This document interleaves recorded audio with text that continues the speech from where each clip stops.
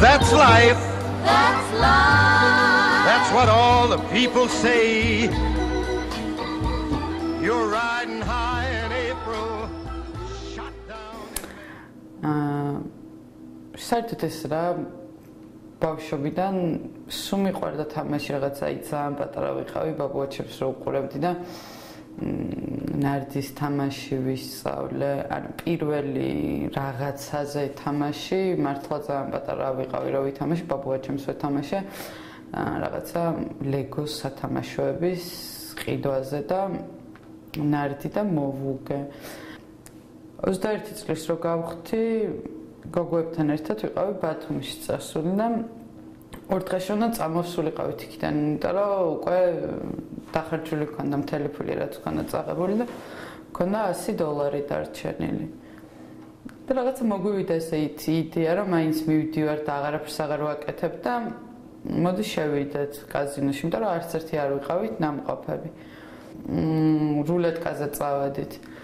წავედით, ეს მთელი ფული რაღაცა ესე უცებ ერთად დავდეთ. თქვით რომ ნუ თუ ბედია გაგვიმართლებს. გაგვიმართლა და მოვიგეთ $3000. ვიყავით მართლა უბედნიერესები. ამ თამაში დავიწყეთ 13 წლის ასაკში მომიწია თამაშმა. არ მინდოდა ესე ფულზე თამაში, მაგრამ მოხდა ისე რომ ეგრე გამოვიდა. თამაშობდი Sony-s კომპიუტერებში. და ჩემს გვერდით უბნელი ბიჭი ასე ვთქვათ, შემოვიდა და ვითამაშეთ თავიდან გართობის მიზნით, ანუ საათების ჩართვაზე. თვითონ შემომთავაზა, მე აზრათაც არ მომსვლია ეგეთი რამე და მითხრა რომ მოდი ეს საათები ფულში გადავიყვანოთ. და ანუ მეც დავთანხმდი და ისე მოხდა რომ $3000 მოუგე. სისტემატურად დავიწყე მე მაზაობა 16 წლიდან დაახლოებით არც მოვიგე. ხან ვიგებდი, ხან ვაგებდი, მაგრამ ჯერ მაინც პატარა თანხებზე თამაშობდი, დაახლოებით $500 ფარგლებში. მე ცოტა რომ გავხდი უფრო დიდი და შეყვარებული მიყავდა და გამეხსნა მე უფრო მეტი ფული მჭირდებოდა შესაბამისად და დავიწყე უფრო დიდ ფულზე თამაში. და ერთხელ მოვიგე დაახლოებით $5000, მაგრამ თუ არ ვცდები და მაგით საერთოდ დავიღუპე, იმიტომ რომ შევყევი, გავზარდე სტავკები, ასე რომ ვთქვათ და ბოლოს ძალიან დიდი თანხები წავაგე. რამაც გამოიწვია მე დიდი კონფლიქტები ოჯახში და მეგობრების წრეში და ყველგან საერთოდ. ყველაზე ბევრი წავაგე $25000 და მაგის მერე მომიწია ბინის გაყიდვა, მაგრამ მე ძმასთან მქონდა კონფლიქტი მამასთან და საერთოდ ერთი წელი მეგობართან ვცხოვრობდი. ანუ ყველაზე დიდი ფული წავაგე მაზავშიკთან 30000, რომელიც 2 ლიტრის განმავლობაში მქონდა ჩასაბარებელი. მე მახსოვს ყველაზე ისე, რომ ძალიან გამიჭირდა მაგ ფულის შოვნა და რთულად ჩავაბარე ძალიან ფული. თუ ფული არ მქონდა, ყოველთვის მივდიოდი იმ მიზნით, რომ აი თითქოს იქ უნდა მეშოვა რა ფული. ყველა ის ფული რაც ჭირდება თავის მოვას ფრჩხილების გაკეთებას, რაღაცა საპარიკმახეროში წასვლას, აი ეს ყველა ფული მიდიოდა იმაში, რომ მე გავბოდი, სადღაც ვიცხავდი, მე ვთამაშობდი, მე ვაგებდი. მე მოვიდა ჩემ უნივერსიტეტში სწავლის გადახდის დრო და ჩემო გამატანა ფული ჩვეულებრივად როგორც წესი და მახსოვს რომ ეს ფული მთლიანად ვალებში დავარიგე, იმიტომ რომ აი უკვე ვალი მქონდა სუპერმარკეტშიც. ყველაზე ცუდად რაც მახსოვს არის ის რომ სახლიდან მოვიპარე ფული თან არ ვიცი ხა იმ როგორ ჭირდებოდათ ის ფული ჩემს ოჯახს. მოვიპარე ფული და ოქრო. ეს მახსოვს ყველაზე ცუდად რა.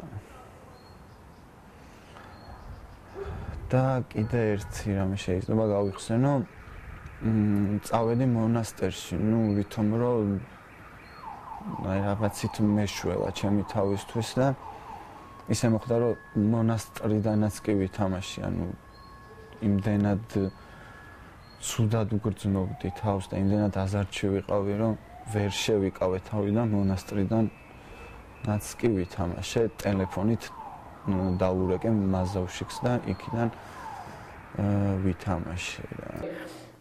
მივხვდეთ იმისა, რომ გოგო ვარ, ყოფილა ისეთი 2 დღე, რომ მე სახლში არ მოვსულა რა. იმიტომ რომ ეს 2 დღე სულ თამაშობდი. ანუ ოჯახში ცხოვრება თითქმის არ მიწევდა. წელიწადის განმავლობაში 4-5 თვე მიწევდა, ალბათ სახლში ყოფნა მაქსიმუმ. ხო. რო გავთხოვდი, ვიყავი 17 წლის. ანუ არასდროს არ მიფიქრია, რომ ამ დონემდე მივიდოდით, იმიტომ რომ ჩემი მეუღლე იყო ძალიან გაწონასწორებული და დაალაგებული ადამიანი. თავიდან ეს ყველაფერი დაიწყო ფეხბურთის ყურებით, აი ტოტალიზატორში თამაშობდნენ, ოღონდ ძალიან მცირე თალანქებზე იყო ლაპარაკი. მთავარი გარდატეხა მოხდა მსოფლიო ჩემპიონატი იყო. და სახლიდან წაიღო ოქროები. და წააგო. ნუ არ გაინტერესებს არც შენი ოჯახის წევრი, არც სხვა ვიღაც, აი შენ თვალწინრო ადამიანი გარდაიცვალოს, შენ მას ზედაც არ შეხედო. აზარტში მყოფმა ადამიანმა. აი შვილის პამპერსის ფულს წაიღებ და წააგებ, იმიტომ რომ იმისთვის საერთოდ ვერ აანალიზებ, რას აკეთებ რა. ერთხელ მახსოვს, რომ ბავშვის ოთახში შევედი და ბავშვის ოთახი რაღაცნაირად იყო მოწყობილი, ძალიან მიჭირს ამის გახსენება. ანუ ძალიან ძვირფასი ავეჯი გვედგა ბავშვის. და ღამე იყო, ძალიან გვიანი იყო და ხმაურზე გამეღვიძე და შევედი და რაღაცა პატარა კარადა მიქონდა. ისიც ალბათ უნდა გაეყიდა. და იმდენად გამოვედი წყობიდან ეს რომ დავინახე, რომ კივილი ავტეხე. და ისე გამწარდა, რომ ყელში ხერილი მომიჭირა და მახრჩობდა. ანუ ბოლოს უკვე ვითიშებოდი, ანუ გონებას კარგავდი. და მე როცა გონზე მოვედი, მახსოვს, რომ ჩემი მეზობელი მასულიერებდა და ესეთი როლი ქონდა მორგებული, ძალიან შეშფოთებული და შეშინებული ქმრის, რომ უცბად გული წამივიდა. მეც რა თქმა უნდა შემრცხვა და ხმა არ მომიღია. არის ალბათ შიგნით ყველა ადამიანში რაღაცა პატარა ნაპერწკალი ამ აზარტის, რომელსაც ალბათ არ უნდა მიცეს საშუალება, რომ ძალიან განავითარო, იმიტომ რომ აზარტი შეიძლება იყოს თამაში, აზარტი შეიძლება იყოს სიყვარულში და აზარტი შეიძლება იყოს წამალში და ნებისმიერ შემთხვევაში, სადაც ეს აზარტი იქნება, ალბათ იქ უპავს რა ადამიანს. არა აქვს მნიშვნელობა შენ იქ ფულს წააგებ თუ შენ ცხოვრებას წააგებ და თავს დაკარგავ რა საერთოდ. ფული ფაქტობრივად აღარ მქონდა. საერთოდ აღარ მქონდა ბოლო პერიოდში ფული, უარს რო ვეუბნებოდი, ისეთი თვალებით მიყურებდა, რომ აი ვეზიზღებოდი, ბავშვიც ეზიზღებოდა. ყველა ეზიზღებოდა, ბედნიერი იყო მაშინ, როცა თამაშობდა.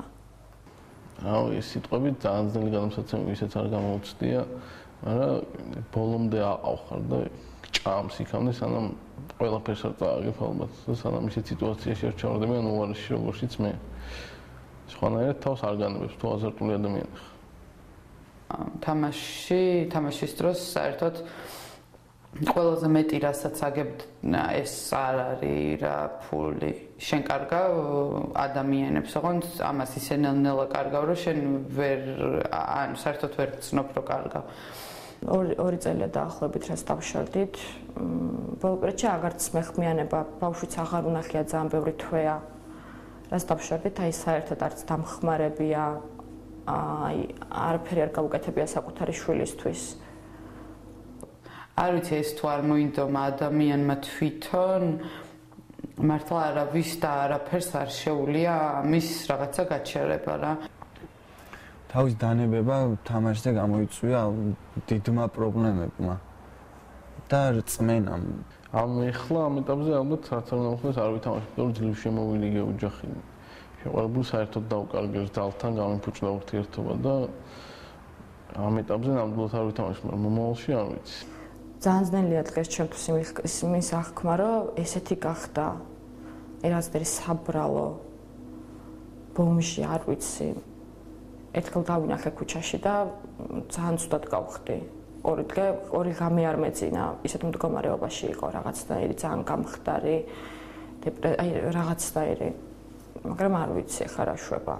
ერთი ვიცი რომ ისევ თამაშობს.